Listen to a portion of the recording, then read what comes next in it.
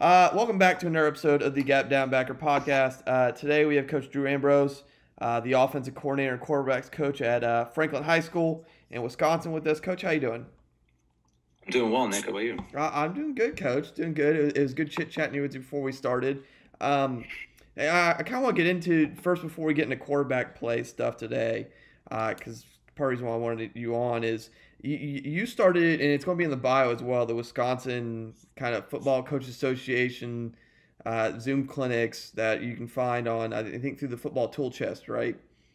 Yeah, it's on there too. Or if you're following me on Twitter, it's linked in my bio in there as well. So there's that option as well. I mean, just out of curiosity, what was kind of the motivation for that, and kind of how's that gone for you?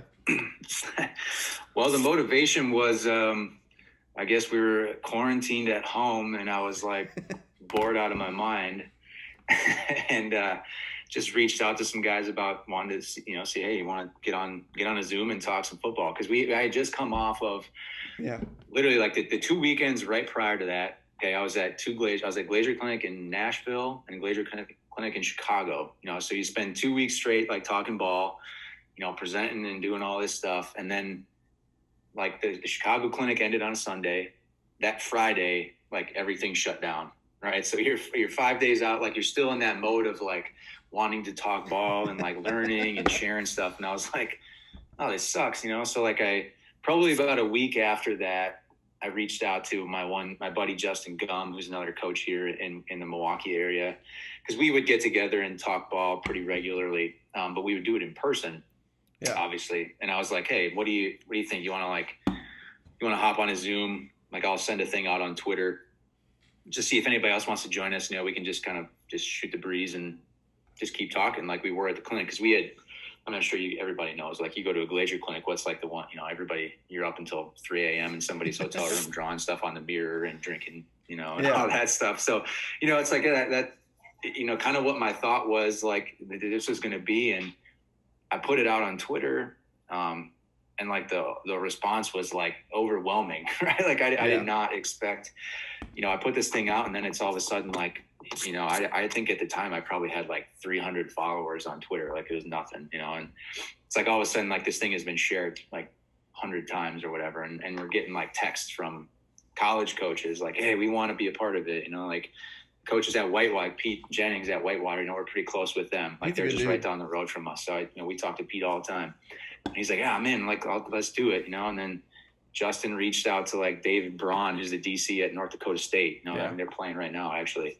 Now he's like, yeah, I'll come on, do something. Like Ted from the OC at South Dakota, he's in. We get all these guys, and it just kind of blew up. like I said, it was just kind of my initial thought was let's just get on a call, just talk football, and just share some ideas. And then it became this like, I think everybody was in the same boat. We're like, what do we do? Like we can't do anything. We're all at home. Like, hey, let's get on and just talk ball. Like we all love doing it. Yeah. It's like being at a, I guess like a Glazier clinic on your computer, you're all in person, or I guess in person, being able to do whatever you want, talk whatever we wanted. And the thing was, it kind of came to like, okay, well, format wise, we started talking and I'm like, well, how long do we give guys? Like, we want to like have it just be a Q&A. And I'm like, well, that could get overwhelming with so many guys. And finally we settled on like, well, let's just do like a quick presentation that takes, we said like, oh, we want like 10, 20 minutes. And then we settled on 15 originally. So I think the first time we did it, we had 10 guys present and they all went for like 15 minutes and it went from there. And we did that 11 times from like March through the summer. And then obviously like we played in the fall. So we kicked our season off in August and then I just started it up again last month. So, and at some point along the way, I don't remember exactly when it was, but the Coaches Association reached out to me and they're like, oh, this is great. Like we thought about stealing your idea, but we realized we're probably not going to be able to get all the guys that you're getting. So you willing to team up? And I was like, yeah, sure. Why not? And yeah, it's been fun. It's cool. Like like I said, I probably started with 300 Twitter followers and now I'm like well over, added 1,000 more since then. And, my, constantly getting calls and texts from guys, just want to talk ball. And it's been cool, man. Like I've been able to like some of the college guys, like, hey, we're doing like, like just one-to-one Zooms with some of these guys. Like Pete Thomas is now that he's the QB coach at Louisville, like I've gotten to know him really well. Like we Zoom and we talk wide zone and we talk QB stuff. And so it's been really cool. I think just the connections that I've made through it have been probably the best part, even better than like all the scheme stuff that I've learned. So. Well, that's fantastic, Coach. Like seriously, and kind of, I mean, you mentioned wide zone stuff there. What is your kind of like before we get into quarterback stuff? What is kind of your base offense kind of look like for people who don't know Franklin High School football?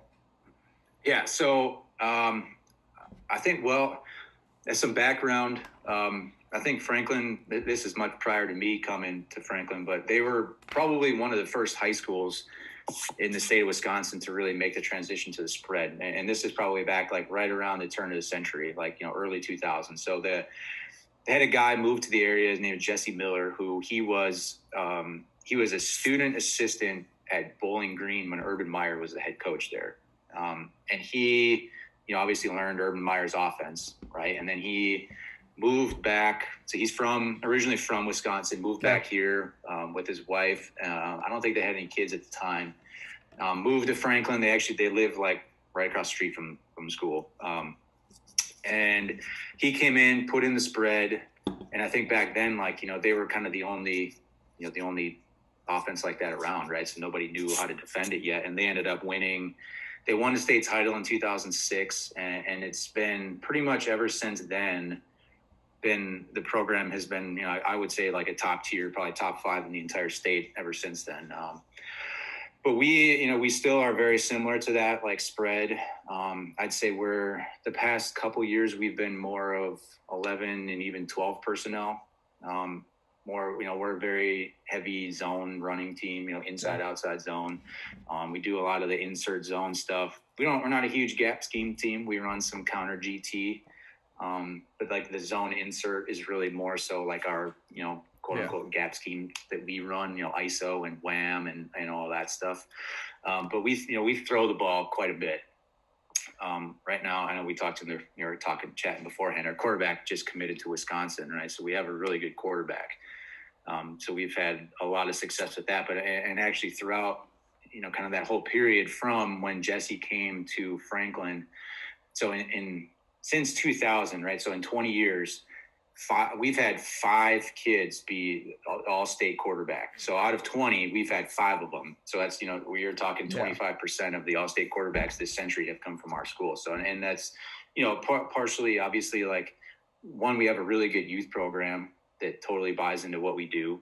And 2, that, those kids are running our stuff from they're in second grade all the way up. So they learn that, right? And, we do a youth camp and stuff with them every year. We work with some of those kids and the dads or the, whoever's coaching the team to make sure that they know what's going on. But yeah, I mean, passing wise, like, we're pretty diverse. We're a big 3 verticals team. So I know like everybody runs 4 verts. We actually run 3 verts. That's probably our best play. We see a ton of too high safety stuff up here. So we've seen, I'd say in our league, we're starting to see kind of a shift now. Like, I know we were talking kind of about the 3-3 stuff before, like we're pretty close. I mean, Iowa State is, you can beat Ames in like 4 hours from here, right? So a lot of guys from Wisconsin have made that trek down to see what they're doing over there. And we've started seeing a lot of that trickling in. Yeah. So we've got 2 teams in our league that have like just come out and run it against us, that defense. And then we had another team this year. You can see kind of the progression, like from the front to the back, right? Like they switched to like the Okie front. They're walking like that jack guy off into the boundary a lot, and then they're moving the safeties around a lot. So we're starting to see a lot more of that. So that's kind of been a big part of my off season this year to figure that out. But yeah, I mean, so if I was going to describe us, I'd say like if you've seen the Steve Sarkisian clinic, that one that's been like popping around online, like, kind of his explanation of how they are, like, okay, we're an RPO team, ours is pretty much 100% off his zone, inside zone, right? Yeah. And then if you're going to take that away, we go to like play action. We're a big deep crossing team. We run mesh off of that. If you want to play man, we run 3 verts, like I said, but we're pretty diverse in what we do in the pass game. Run game is pretty simple. Fortunately, we've had the last 2 years, we've had 2 Division I tight ends in a row. Nice. which is that I can say, like, if you have that, like, that makes life a lot of fun for you, right? Because you can do a lot of things with those guys. I mean, we would line up in anything from 22 personnel all the way to 5 wide. We would line up, I guess you'd call it like 0-2 personnel, 2 tight end empty, so we were going like, like we call it ace empty, so 2 tight ends, 3 receivers on the field. And we're going, 3 on 1, 2 attached tight ends, with trips and I guess, technically tight end trips plus then like a pro flanker on the other side, or we'd even go like nub quads or two tight end quads, which that's some fun stuff to do. And I think that you could see when we busted that out, the defense did like, oh, holy shit, like how do we line up to this? So that's been a lot of fun. But I'd say we're probably on this state, like it's definitely made the transition to more spread based, but obviously with the weather here, I was showing you outside, there's still snow out here right now, but there's still a lot of like, power teams that, they want to stick around in wing T. Like the team that's won the state championship here the last 3 years is wing T, right? So that's still alive and well up here. But I mean, we probably throw it around more than I shouldn't say more than anybody. There's some smaller schools that really chuck it around too. But yeah, we throw the ball quite a bit. And luckily, like I said, we've had good quarterbacks, so that helps. Now, I'm kind of curious because I've been asking about every offensive coach this as I've kind of been doing this the past couple weeks. Do you track like explosive plays or any other specific data points as the season goes along to kind of see and have goals related to that? Yeah, I track it. So we have a whole like thing that we use. I could actually show it to you here probably. We have like a whole doc that I do. Let me see if I can pull it up. It's just like we call it like our, I don't even know how to explain it. Like, just like, I don't want to call it like necessarily goals. Like I call it like a production and efficiency tracker. So like we would go for the most part, like, and this doesn't include explosive plays, but so this right here, like, we go through like how many, and I'll say this, like, this is not something that I totally created. Like this, I actually stole from Steve Lowe, who's the OC out at St. John Bosco, who's another really great guy to talk QB and offensive stuff with. So we track, how many first downs we have per drive, just to make, that the thought behind that is just, okay, how well are we moving the ball every time we get it? Turnovers is obviously a big deal because, if you don't win the turnover battle, you're probably not going to win the game. Do we score when we get in the red zone? And then the 12% rule, which I think the first guy I ever saw talk about this was like Noel Mazzoni, who was at the time, I saw him at a Glazier clinic like back in the day. I think he was the OC at like Arizona State or something at the time, or maybe UCLA. But I heard him talk about this, and I know Steve used it, and I was like, oh, that's a good, good thing. So it's nice, like, we can just plug in like, okay, whatever, you have 12 drives, and you get, whatever, 20 first downs, and it automatically populates, and then it goes and it keeps us a whole season like this. We do that, and then we keep track of efficiency too. So, how well do we do on each down and distance and that kind of stuff. And then as far as the explosive play stuff goes, we do use, like I mentioned, I think it was you that I replied to on Twitter that, like, I had Kevin Kelly on my, the clinic, and he mentioned his big thing is he tries to shoot for 20-yard plays, bro. Like he's found that that's the biggest thing. I think that's good, and I think that's probably what I'm going to start going to after hearing what his explanation was for that. Yeah. But what I did before was we went with 18-yard passes and 12-yard runs is what we used in the past. But I like the idea of just 20-yard plays in general. I think that makes it a lot easier because I think the 12 and 18 came from – I think I got that from like a college coach at some point. And obviously they're – the level is different, right? Like how do you – Well, that's one thing I've been looking at this offseason because that's part of why I asked that question. And the general before that was like 12 and 16, and that seemed to be the most response back as well. Maybe 12, maybe it was 12 and 16. Yeah, maybe I'm thinking of the wrong one. Yeah, everybody's a little different on theirs, and I've asked college coaches, pro coaches, like everybody's a little different. And so I've been looking a lot at like Big Ten stats so far. I haven't got to any of the other ones, but from this past season, and seeing if there's some sort of correlation with that. Do explosive plays lead to more wins and all that? And I'm still sifting through that data and if that's – and one thing I'm noticing is I think that's a big part of it.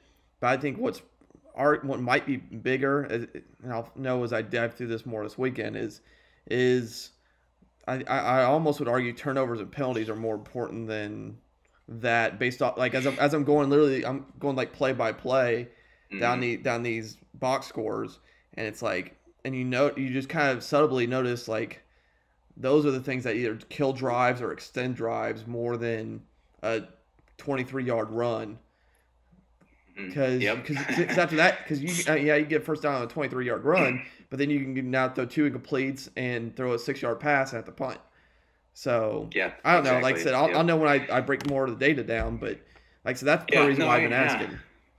Yeah, I agree. I think, like, yeah, if you can avoid turnovers and penalties, I think you're going to have a good shot to win, regardless of, how the quality of the team you're playing against. Because and that's the other thing. Like, the better the team you're playing against, the more costly those things are, right? Too. So I mean that, we've had that happen to us before. Like, we played, and actually some of the clips I'll show you here at some point. Like, our first game from the 2019 season, we lost 34-31, and our quarterback threw 2 pick sixes in the first quarter.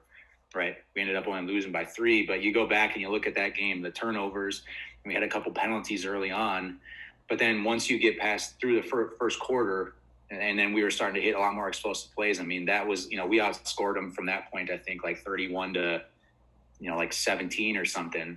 And the turnovers and stuff started going the other way. So yeah, 100% agree. I think those 3 things are probably, at least at the high school level, I would say probably the most important things that you're going to, try to track. Yeah, I mean that's, and like I said, the other problem is offensive explosiveness is so subjective on what it is. I mean, like 20 yards, is it 10 for everything? Is it 12 and 16? Is like that's, so like, what is the magic number? But oh well. Mm-hmm. What are you guys allowed to do in the off season in Wisconsin with your kids? Because it doesn't matter the state. Every state's different, and on the wide range of, like, Texas, like most of the South gets spring ball. We get this weird 7-man rule.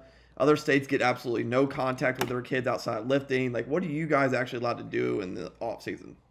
Yeah, so we get we can obviously, like, the weight room and lifting, that doesn't count against us at all. But we, as far as like off season goes and like days and practices, we get 5 days in the off season where we can practice, and that has to be from the time that school is out. So for us, like, let's say June 5th or whatever, we're out of school through. Our season, I think this year, starts on August 3rd. You have to use them within that window right there. Okay. So we can't do it in spring. You can't do it while you're still in, the school year. If you've already played a season, you can't practice. You got to wait till the school year's over with.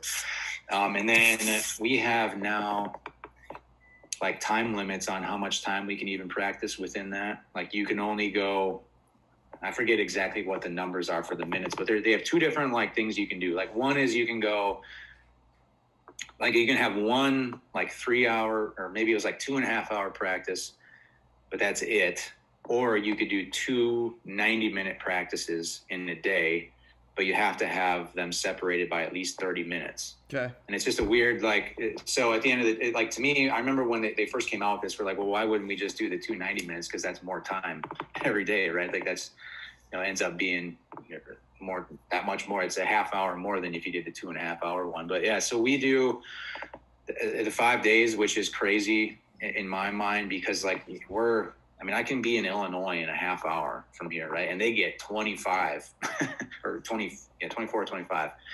So we don't get a lot of time in the off season with them, So, like, the QB stuff, like, when we talk about that, like, our guys don't get, other than me, like, sending them stuff on Twitter or Instagram, or they work out with their private coach that they see.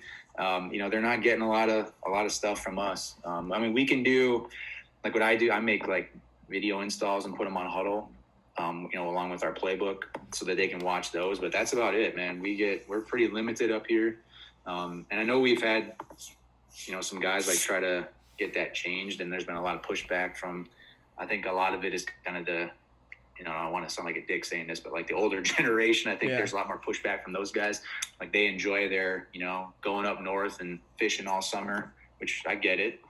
But, for us guys down, living in the city here, it's kind of like, I wouldn't mind going and practicing a little bit more. So. Now, I mean, what are those? How long do you typically make those video installs for your kids? And is that just for your quarterbacks, or is that for everybody in your offense, or do you have them broken up by like groups? Yeah, so I typically do it by, like in the pass game, I try to do one for each concept. So we really carry, I mean, we don't carry a ton of concepts like throughout the entirety of the season, right? Like when we go to like our install, there's 7 pass concepts that we have, right? And, you know, they have a bunch of different variations and tags and things like that. So I try to do one video for each concept like that. I will do screens all together because our screens are relatively similar. I'll do run ones individually. So inside zone, and then with all the tags that would be together. Outside zone with anything we do off of that would be together, counter, and then draw. So there'd be 4 runs, 7 pass. The screens, the RPO one I try to do as its own. That can get a little dicey because the way that we're a big like one word call team, especially in like the RPO game. And then we have like, I call them auxiliary pass concepts, things that we know we're going to use at some point, but they're very situational. So I'll put those into another one with just a brief description, but I try to keep them short. Like I'd say probably at most like 15 minutes or so. So I try to get, like we have playbook pages. I put those into the presentation, and then I try to find clips either of us or, you know, college teams running the concept and put it in there so that they can see what it looks like. But that's been pretty good for us, at least like our kids, you know, over the summer, because with only 5 days, they're not going to get so much. Like they could go on there and look at it right now if they wanted to. And, you know, if they go, like we just had a new, there's like a private sports complex just out here on the west side of town, and they just put in a brand new 110-yard indoor facility. So we've got some kids that are going to that, and they're doing captain's practices over there. So they can go out and, all right, you got all the stuff, look at the videos, take the playbook, and go to it, guys. Okay. And then with that shortened time, how do you focus on developing your quarterbacks? Where do you start every year, and what does that process start to look like in terms of drill work and fundamentals? Yeah, so that is a tough, you know, kind of the big dilemma that I always find myself in, because again, I think it depends a lot on the different kids that you have, right? And their age and how long they've been with you. You know, like for instance, like for us right now, we have our quarterback that's going to be senior, like I said, is committed to Wisconsin. You know, he's, you know, I could probably never do any like technical fundamental mechanics work with him, and he'd be just fine the whole year, right? But then your younger guys, you know, trying to find like the happy medium of how much of that stuff to do with them, especially early on in the season. Like, for instance, our backup quarterback, who's going to be a junior, is a big baseball player, right? So like baseball players tend to have like a couple of like little hiccups in their motion when they come back after baseball season, right? Like he tends to overstride, right? He likes to dip his arm down too low sometimes, right? Like those kinds of things. So we got to work on those at the beginning of the season. But then really as we move on, you know, further into the season, that stuff gets less and less. Like we're fortunate, like the way that our practices are structured. Like, so we warm up in our position groups, right? We don't do a full team warm up at practice, right? So we're just like the quarterbacks. We have like the southwestern end zone or corner of the end zone, like, and up to like the 25-yard line, up to like the hash. Like that's our area, right? So we do stuff in there for warm ups, and that's really when, and that's like a 12-minute period at the beginning of practice, right? So you can do whatever you want. Like every position's doing their own thing. You know, the linebackers over there jumping over the agiles, you know, like linebackers do.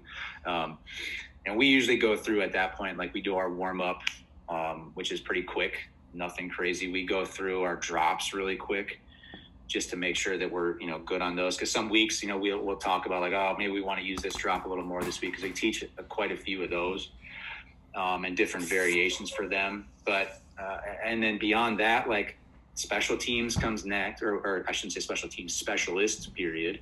So they come in next, and that's another like 8 minutes that we can steal because none of the quarterbacks are on special teams. So that sometimes we'll do it earlier in the season. We'll do more technical stuff in that point, you know, as far as throwing motion or feet and that kind of stuff. But our indie periods during practice are almost exclusively used to work on, you know, pocket movement, avoiding pressure, different moves to get out of the pocket, all of that kind of stuff. But yeah, it's like, and I know like I was DMing with Sean McAvoy. He's a quarterback guy on Twitter the other day because he had Will Hewlett on his new podcast, and he was looking for questions. And I was like, the one I always want to know is, okay, how much do you do? How much technical stuff would he do? You know, because that I always wrestle with that. You know, like you know, our backup quarterback could probably use time, but like we need to do stuff that is going to help us win games, right? Like I can't sit here and like that's the thing is like as the coordinator and the quarterback coach, it's tough sometimes to balance that out between like, okay, I know this kid has skills he needs to improve on, but we also have to practice things that are going to help us win, right? Like, and me just telling a kid just to stand static and okay, get your elbow up over the top or fire the wrist more, like that's not going to do the team any good in November when we're in round 3 of the playoffs, right? So, well, that's when I talked to G.A. Mangus, the XFL OC, former South Carolina offense coordinator. I mean, this doesn't really help you because unfortunately you get stuck with no off season. But his big thing is like spring and off season is when to work on the technical and fundamentals because he doesn't want to stress his quarterbacks out during the season and have them try to overdo something or worry about something like that. It's we need to worry about footwork and kind of day-to-day stuff, not his throwing motion. So, I mean, that's a little harder for you because you get 5 days in June and July, essentially. But, I mean, that was always, and that's a question I've had, too, is like, I mean, obviously, we can do a little bit more in our offseason than you can. But how much, what was the point of too much and overstressing? And was the point of just let him, he's got a gift there, just kind of let him do it and figure it out because you can ruin a kid.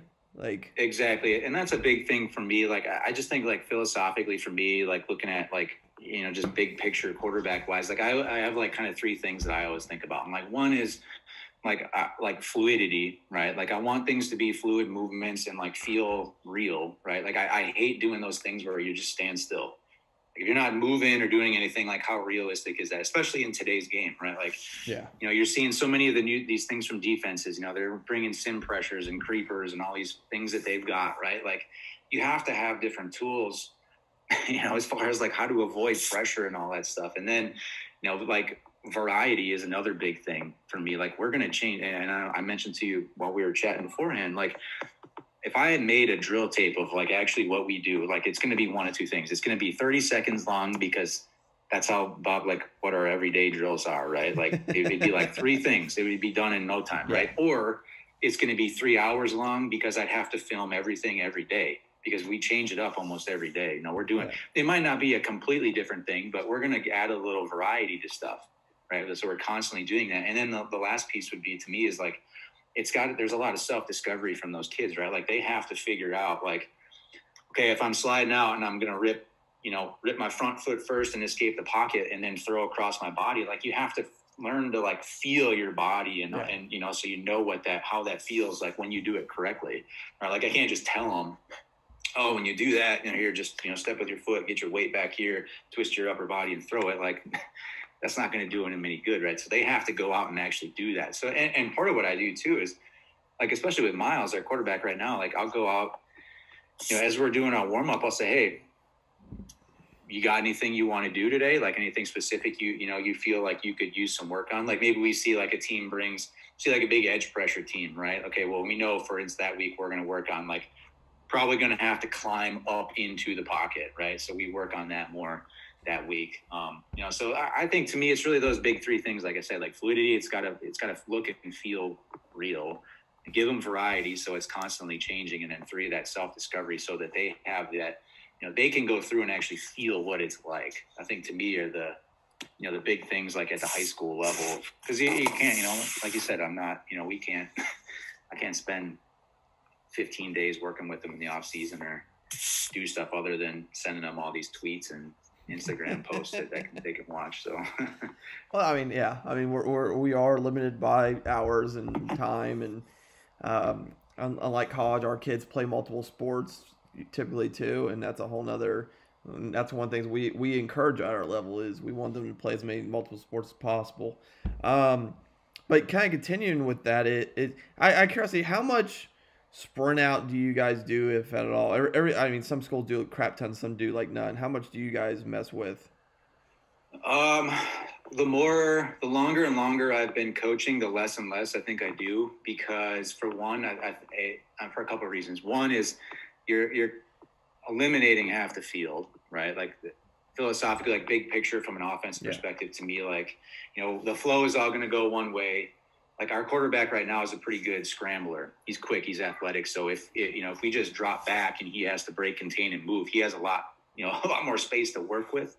And then two, like, to me, like, there's not a lot of things you can do out of sprint now.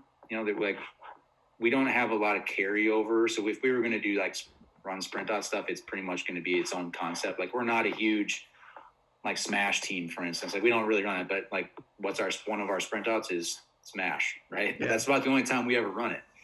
We do a flood off of it, but that's different than like our normal floods that we run. So not a ton, but I'd say probably last year, I don't know, maybe 10 to 15 times we called sprint out, maybe. Okay. So it's not a ton, but every now and then, yeah, it depends too situationally, or what the team we're seeing, right? How have you, just out of curiosity, because everybody's a little different with it, how have you typically taught the initial footwork and width on that for your quarterback? Yeah, so, well, what we teach is like our smash concept, right? Like, so the way we run it off a sprint out is we run the number one. So we're gonna kind of constrict like the formation a little bit when we run it, because our number one is going to run like a quick speed out, right? Like 5-yard speed out. 2 is running the corner route. And then depending on formation, if we go the trips, 3 will run like a whip route.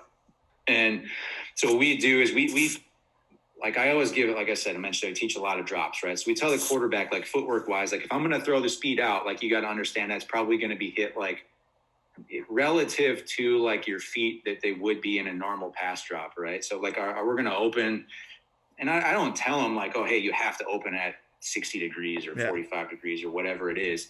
I kind of let them feel that and see what's most efficient for them and how they can get their body positioned right. But I mean, typically, like if we're throwing the speed out, like a lot of times that's going to hit pretty quick. You're talking like third, 3 steps. Typically, for our right-handed quarterbacks, they're going to throw off their right foot, so that'd be like a 3rd step. And then the corner usually comes at about the 5th step, typically for us. But we don't drill that a ton. Like, it's kind of, again, like I said, one of those things that's like a lot more feel. Because to me, like when I got to Franklin, they ran it a lot more than we do now. Because that's when, like, kind of like what I would call like inverted flood was like their best play. So they would run like 1 on a go, 2 would be on like a quick arrow, and then 3 would be on like a deep flood, out, which is a pretty common sprint out concept, right? And we still use that. But I think with a lot of the coverages that we see now, like, it's not there all the time. Like, you're not getting that zone defender where that guy's in really in a bind out there anymore. Because we've started seeing, like I said, we started to see more of that Iowa State style defense. Well, they got enough guys out there, so it doesn't make a lot of sense to continue running it as much as we do. But if we see like a 4-2-5 team, which we did a few times this year, like, we're going to run sprint out smash at them, because I know we can get them in a bind. Especially we caught a huge one once this year. They rotated weak, took the safety back to the middle, and then had like the nickel try to cover our best receiver, and that wasn't happening, right? So we got like a 45-yard touchdown out of that. But it's not a huge part of what we do, but every now and then.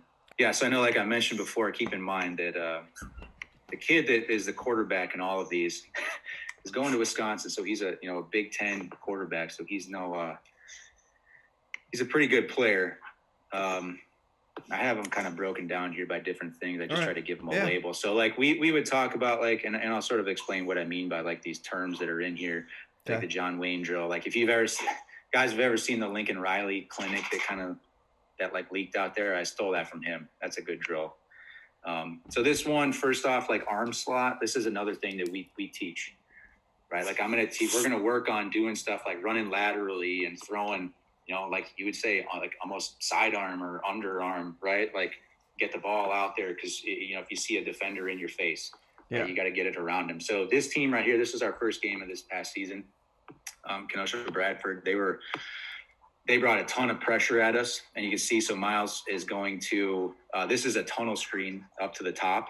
Okay. So what we're going to do is he's going to get a quick fake to the running back, but you can see here now he's not even going to move his feet. He's just, because they're bringing this guy off of the edge, and he just it's kind of hard to see, but you can see better from the end zone. But he just turns and just flicks its sidearm out there, right, to get it around that guy. Because if he had taken the time to totally flip his hips and get around, that guy might have been right in his face, right? So we work on those kinds of things all the time. Let's see if it might be better from this angle here. Yep. Yeah, I see it.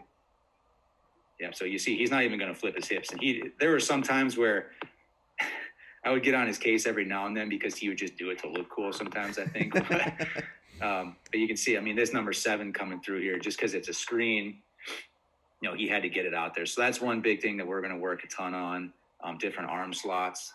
And I think there's a couple of those in here. Yeah, this is another. So this is an RPO right here. I think we're just running like zone lock with hitches on the backside up top. Yeah. So he's going to kind of do something similar here.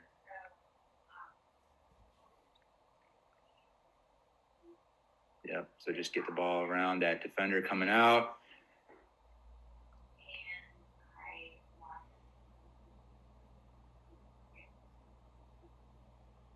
Yeah, not great footwork. I think you get kind of tied up with a running back there too, but yeah. But yeah, so that's something that we do, and we'll work on that both from like a static position like that, as well as, you know, rolling out both sides, going both directions, going to your right and throwing back across your body, or getting it out, or going to your left and getting the body turned around. And there's some clips of that on here that I can kind of talk about, like kind of some of the cues that we use for that. So here's another. So this is we were talking about the ace empty stuff. Here's like a ace empty quads look right here. Beautiful, coach. Yeah. So he's just going to step up in, and then you can see just athletically, like how, you know, this is not like, I didn't teach him that, like, you know, no. we go over how to climb up in the pocket, but that's just one of those things that, you know, he's really just naturally talented at. But, you know, this is something like, as far as climbing in the pocket, like these are the type of things that we would spend a lot of time early on in the season working on. So we use like 3 different terms. We would say climb, which is moving up, you know, at the offensive line, sliding, which would be moving, you know, laterally in the pocket, and then escaping. So then there's a lot of different, you know, variations on those. And it depends, like if you get edge pressure or middle pressure, or the guy's attacking your upfield shoulder, your backfield, your back shoulder, that kind of stuff. But this is pretty good. He gets this pressure right up the middle, climbs up in the pocket, and then is able to just escape around the outside for a touchdown. This is probably my favorite one of this. So he's going to get pressure here and climb up, and then escape back out here, down towards the bottom of the screen. So you can see this guy just comes, you know, free off the edge, essentially. He's going to climb up and then escape out. It's a good move by a receiver too. But I mean, that's, again, you know, like we can teach this stuff, but again, with a kid like Miles, right? Like, you know, this is his second game his sophomore year. So you can see, like, a lot of his footwork back then, like on his drops, like he's not, you know, he gets back here and he kind of dances around a little bit. But yeah, a lot of this stuff. And again, you know, thrown across the body, you know, we have those, I forget what those nets are called. They're the big ones that have like the little target in the middle of them. You know, you can tilt them and all that. So we'll put those like down at different spots, and we use those every day to throw and do this kind of stuff, you know, rolling out, throw the ball, hit the target. So big climb up. And then, you know, the other thing is like that rip, you know, you can see he brings the ball through. I don't want too far there, but let's see. So yeah, he'll, you know, rip that from like the back, you know, here up to come through. That's a big thing that especially the younger guys don't have. A lot of times what they'll do is they'll like almost like let go of the ball and try to drop one hand. And that's an issue, because if that guy sticks his hand out and swats it, like that's a problem, right? So he does a good job ripping the ball through, getting out and throwing on the move. Let's see.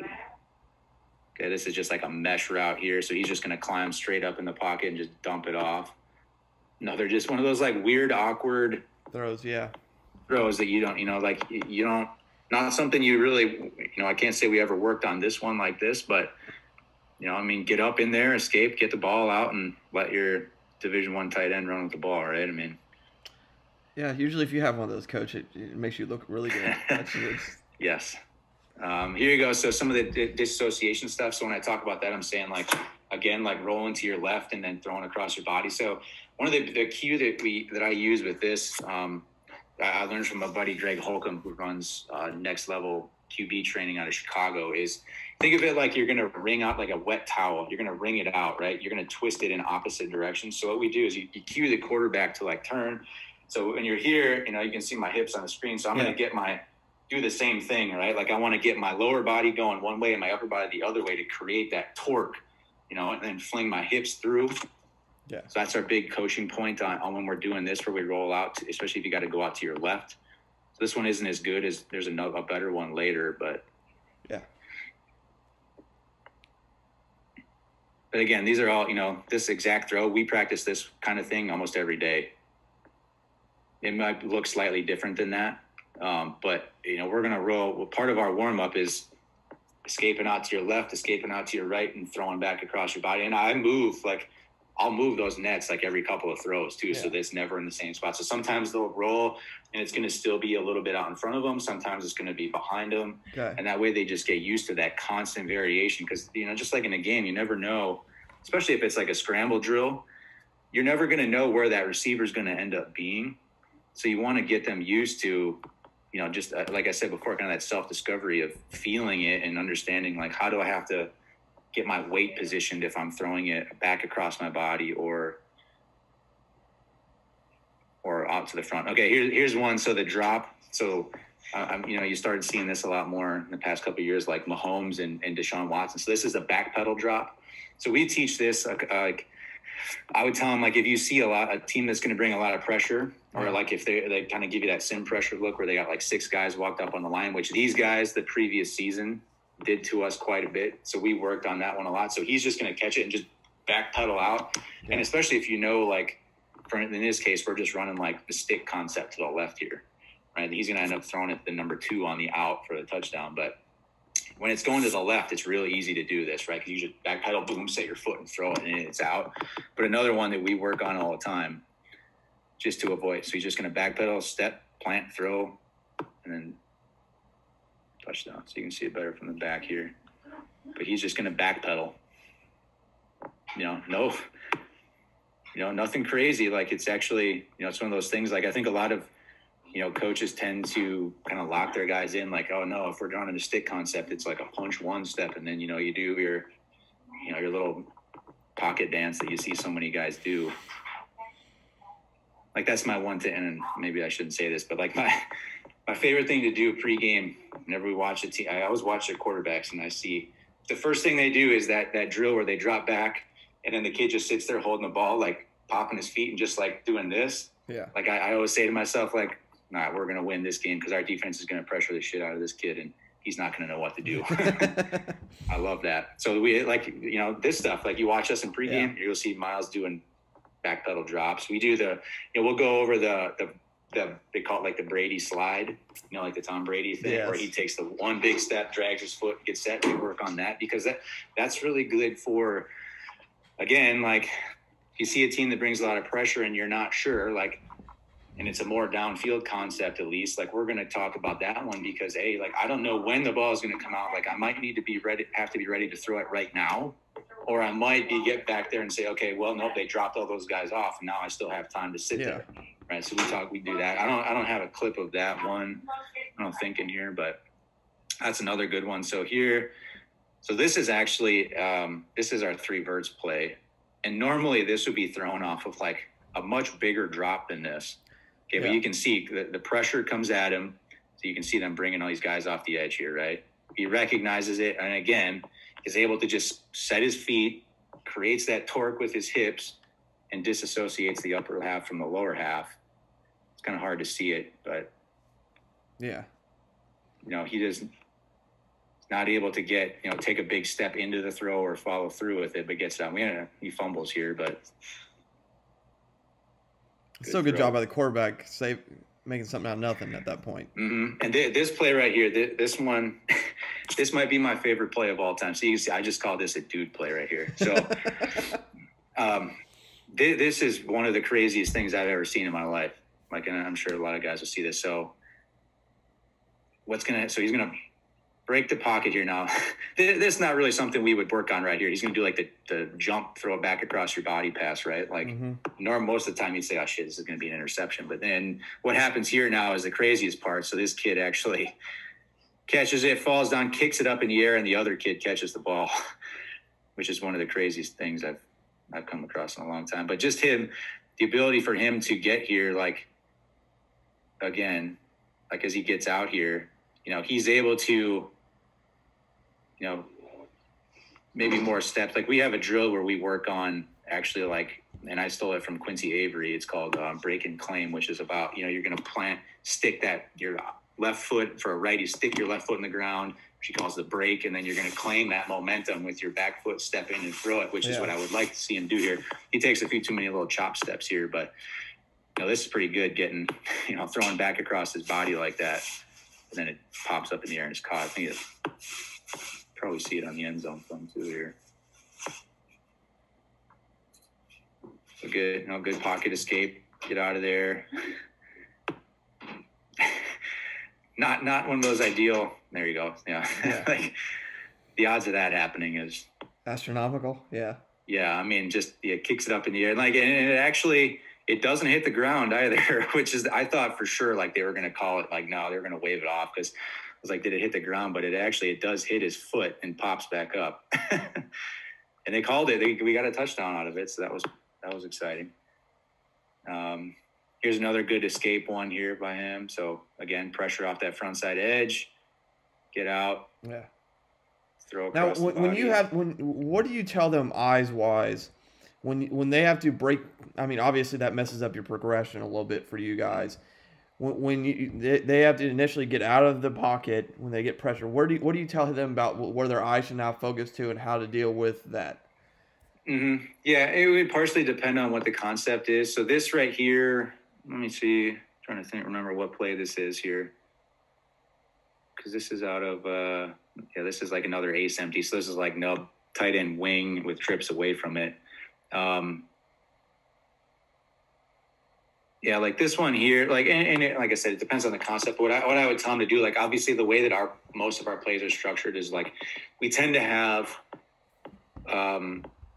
like some guys, like if you're an R4 guy, you call it like a rhythm route, right? If you're a Dan Gonzalez guy, he calls it an advantage route, right? Like we're more of the Dan Gonzalez school where we have like a deep route and then we come down to like a concept underneath. So I would tell him, like, try to find that defender, like let's say it's a flood concept, like just like a run-of-the-mill sail concept, right? Like we're going to have, number one is running a post or a go, right, depending on the coverage that you're seeing. Then two is running the sail route, three is running to the flat. So what we would tell him to do is like right now, like if I got to break contain, like I know like that post, unless he's able to come back all the way, around into the scramble drill, like that's probably out. But we would immediately like get our eyes to that defender that's sort of like the, technically the conflict guy in a flood concept and see what he did. Like, so if he comes up, like, all right, you should have the deep out route, right? Or if he stayed back, dump it off or run it.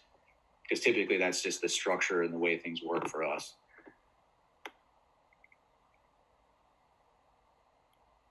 Let's see. Yeah, and this is the game that I mentioned earlier right here where he threw the 2 picks in the first quarter, the 2 pick sixes in the first. So that's the thing is this kid, his first ever career start, threw 2 pick sixes in the first quarter. So it's another one able to get around here and throw back across the body, turns into a touchdown. Okay. Probably see it better from this angle here. But again, it's that, like I talked about, that wringing the towel out, right? Like create that torque by twisting your lower and your upper half and your lower half.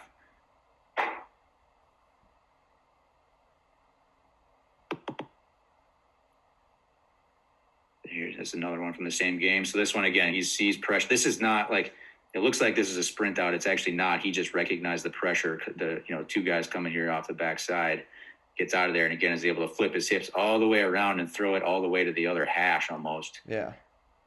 Which is another one, something we would work on quite a bit. This one, he obviously, like you can tell he flips his hips around just because of the angle of that one, but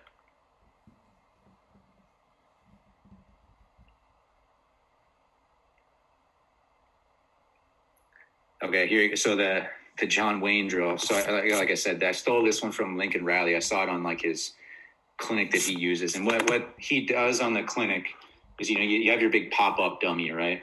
Yeah. Okay. So what he does is he'll have the quarterback stand there, snap on the ball, and then, you have a target or targets that you throw to. We typically have the other two quarterbacks standing down there. And what I do is I stand there with a pop-up dummy. And what I use it for mostly is for him to get used to one of two things, right? Like either A, not being able to step into your throw, right? So you have to create that torque from the twist, right? So you don't have the ability to open, that front leg, or I go after him from the back leg so that he can't bring the back leg through. Because I'm not big on like the whole, bring your back leg all the way through type thing. Like we try to keep our back foot in the ground as much as possible. So this is a good look at, he gets pressure right in his face and he's not able to step into the throw. Might be easier to see from the view here. They can see, so our left guard gets his butt kicked here. He can't really, he's not able to follow through with his feet. Yeah. They get it out now. Yeah, so you can see the back leg doesn't really come through at all there. Still able to complete it.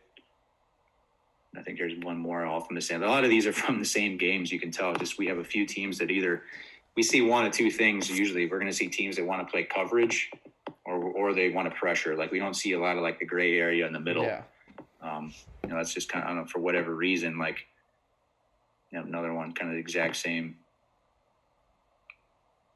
idea here. So this one he has a little more time back there, but you can see that he's not able to, by the time he throws it, these guys are kind of right in his lap. You can see that back foot, is still in the ground there, right here. So that's a good drill. And I know, like, if you, I don't remember where I saw that video. I think I probably like used like one of those things to like illegally download it, but I'm not sure if that's something that's like publicly available or if that was like behind a paywall or not, but I know it's out there at least. And that's a good drill for that stuff.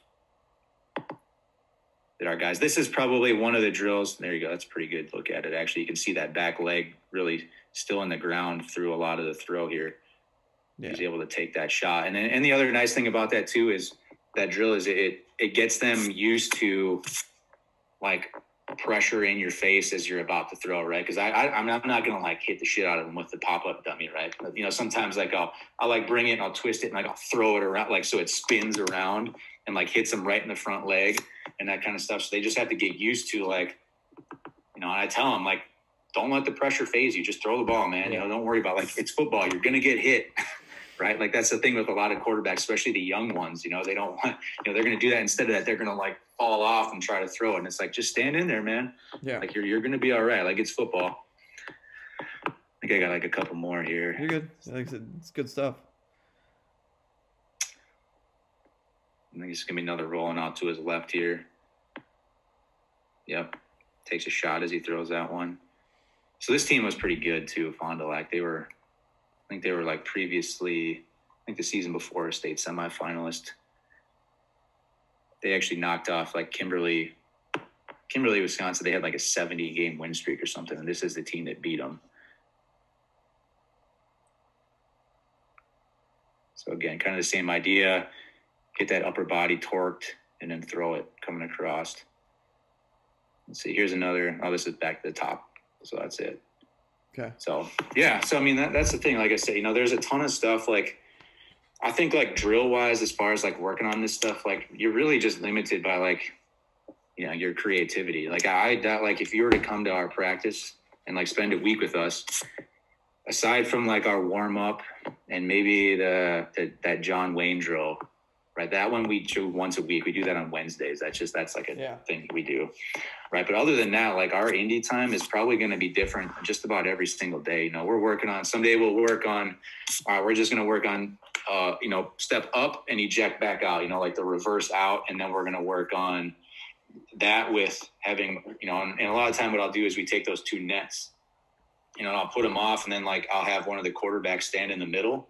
And then as the guy that's playing quarterback rolls out, I have him like, in the middle, and I tell him, you got to pick one and run to it. So then the quarterback has to make a decision in the drill too. So that's another big thing that we do is, like, to me, there's like, and I stole this. I wrote it down because I know I never remember it, but it has to have a decision, a distraction, or there has to be pressure in the drill. I think I got that from Will Hewlett was one, but so it's never, very rarely are we just going to sit there and say, okay, well, just drop back and throw it at the net.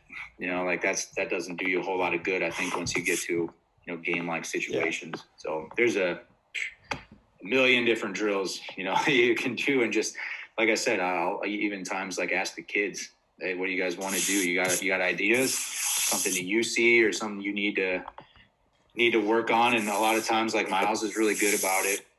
But he's kind of on the, wanting to get that much better at and doing all that stuff. Or sometimes the younger guys are like, I don't know. So, now, but yeah, it's cool. Now, how much do you, since he's been in your system long enough at this point, and he's fairly well developed, how much do you use him to help you develop the younger guys? Oh yeah, all the time. So especially in warm-ups, right, when we're doing like, those few everyday drills that we go through, I always have, and for a while, what I was doing is like I'd make him, I would throw with him for a while. And then after a while, I was like, this is stupid. Why am I doing this? Like, because part of it was I wanted to be next to the one kid that I thought needed the most work. So like, I'm right here, he's 5 yards in front of me playing catch with a different guy or getting warmed up. And finally I was like, I'm like, Miles, you guys switch down there. Like, you throw with him, and then Miles, I want you to correct him and tell him what to do. And then I can do this other kid. So yeah, he is really good at, and doing a lot of that stuff. And as far as like the footwork stuff goes and these things like throwing across the body and those disassociation throws, he's really good at, explaining kind of like to those guys, like here's kind of how I have my weights, and I remember seeing like at some point, like Aaron Rodgers talk about, like, that was like one of the best things he ever did was watching Brett Favre do all that stuff, when he was still the backup for the Packers.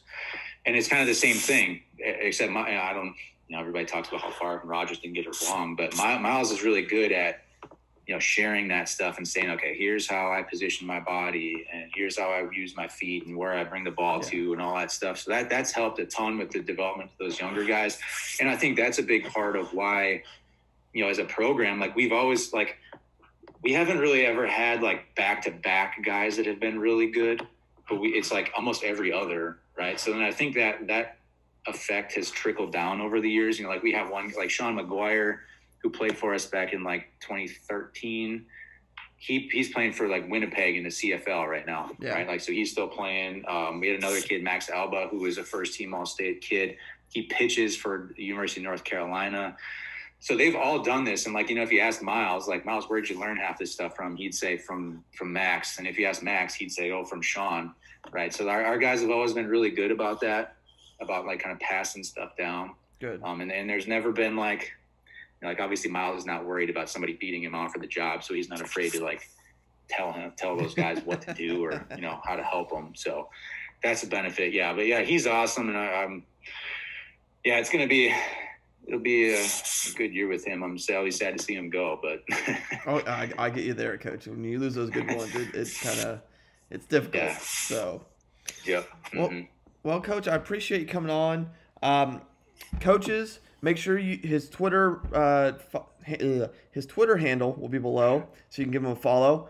Coach is up to like 1,400. Give him some more. Coach is doing seriously. Coach does some good stuff. Not only will all the clinics he does for Wisconsin's Coach Association be in the bio, but it's also on his Twitter. So if you follow him on Twitter, you can also get access to it that way.